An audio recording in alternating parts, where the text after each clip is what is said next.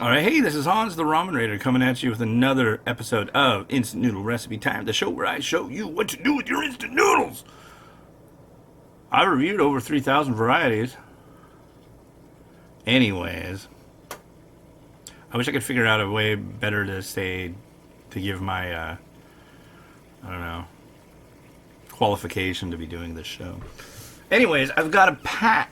Actually, it came in a box, and it came from a reader in Taiwan, and she was working on her master's thesis for university and wanted to ask me. She asked me to review like 5 or 6 different varieties, and this was part of her master's thesis. Instant noodles are huge in Taiwan, so.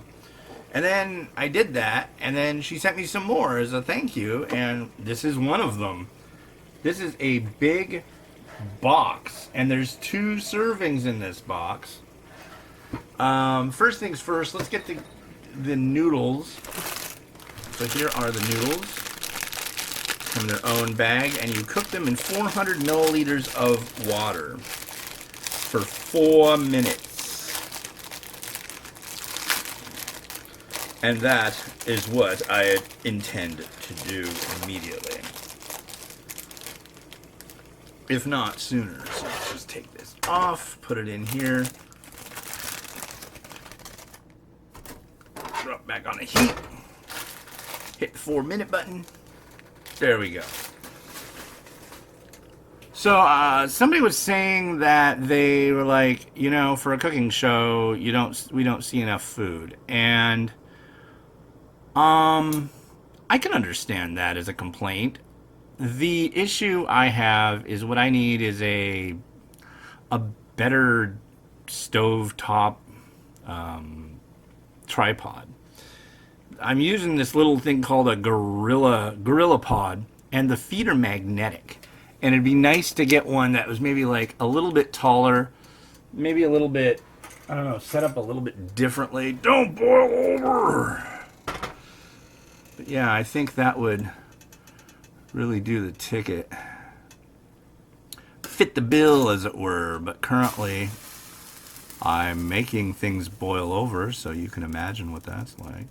But if I get it too close to the burner, this is one of those little 360 cams. It came with my Galaxy Note 8. There's a little perk.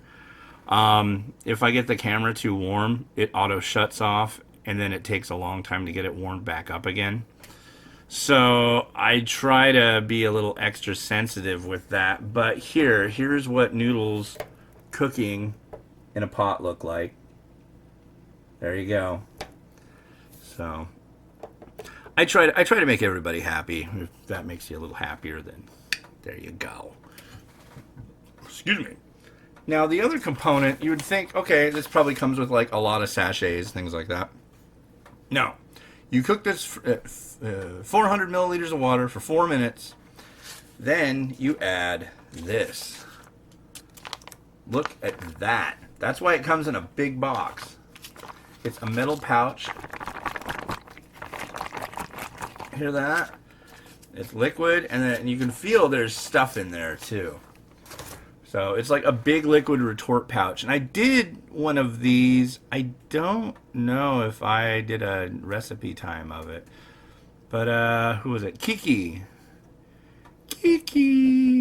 came out with a Szechuan beef noodle. And it came in a big box, ultra fancy schmancy. And yeah, it was like a dry noodle. You cook that, drain it, add it with the stuff that you've heated up, and then that's that. So, but this one you just add it in. I had it translated for me. Thank you very much to Kyle K and Cy Ben. You know who you are. Anyways, hopefully you watch these.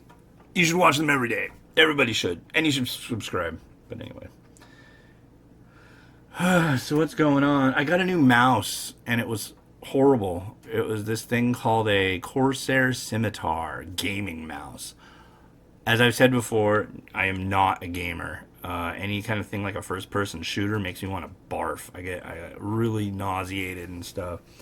But I thought all the buttons on the side, it actually had like an array of buttons on the side, like 12 buttons, and you could assign them different things to do. And I was thinking, like, sweet, this is going to be perfect for like Photoshop and Premiere and doing editing and doing different macros and stuff.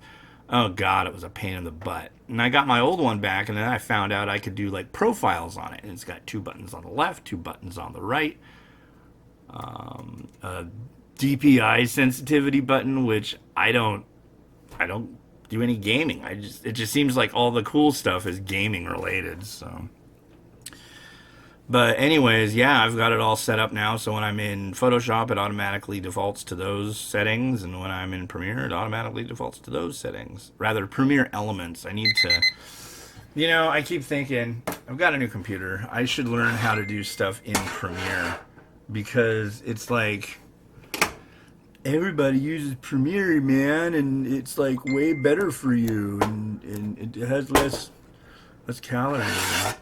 There's like so much stuff you can do with it, but the thing is, what I like about Premiere Elements is the fact that you don't have to spend all this time doing all this stuff. You can make it kind of quick and dirty, but it seems, though, that when I do a video that's like 40 minutes long, it's really making Premiere Elements unhappy. So here's the... Oh, wow, I think the bowl that I picked to put this in is going to be too small. Uh-oh.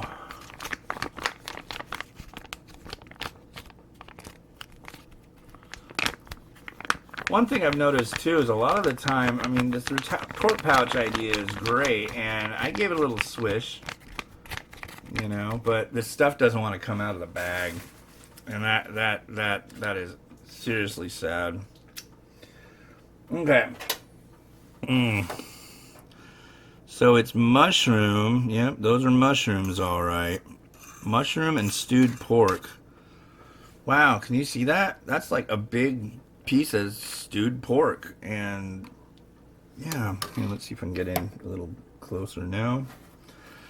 No, we can't. Maybe I can bring the pork to you. The Ramen Rater's instant noodle recipe time. He brings the pork to you. Okay. Yeah, it might fit in that bowl. We're gonna try it. You may be witnessing something rather cataclysmic any moment now. Let me give this an extra stir. And actually, before I attempt putting it in the bowl, I'm going to give it a taste. Let's give the noodle a try.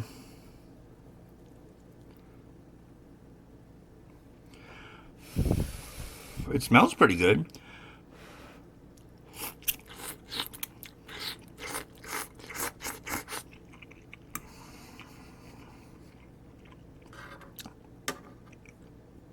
Try the pork. Oh wow, that's good pork. Now the question is, are you supposed to just eat these mushrooms? I hope so, because that's what I'm gonna do. Come on, you little bugger.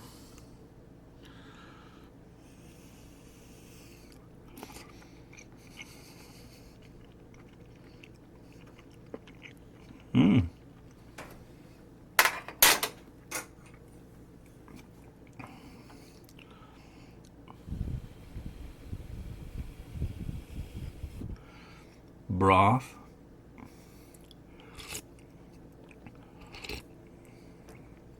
That's quite good. I'm impressed. I like that one. It's not spicy.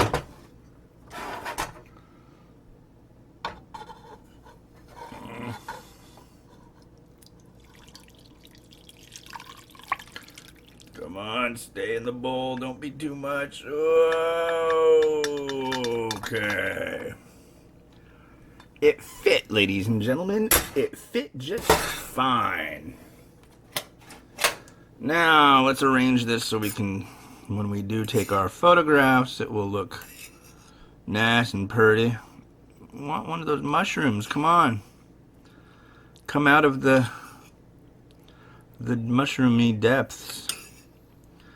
That's the tricky part with these big pouches. You end up with like a lot of stuff that just doesn't want to hang out. It just wants to hide at the bottom. There you are.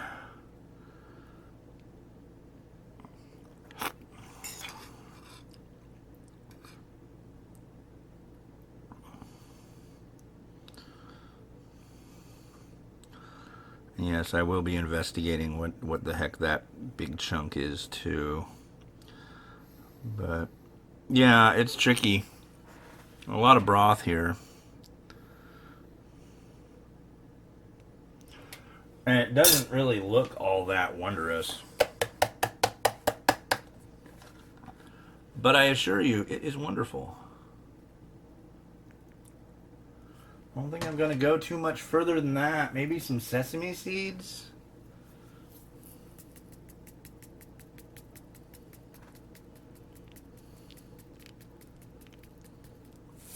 It did show egg on it, but I don't know how egg would work with this. It just doesn't seem right. But anyways, yeah, this one's by Vedan. Remember, if you see something, I believe Chinese or Taiwanese, this is Taiwanese. If it starts with a V, it's a W. So this is spelled Vedan, Vedan.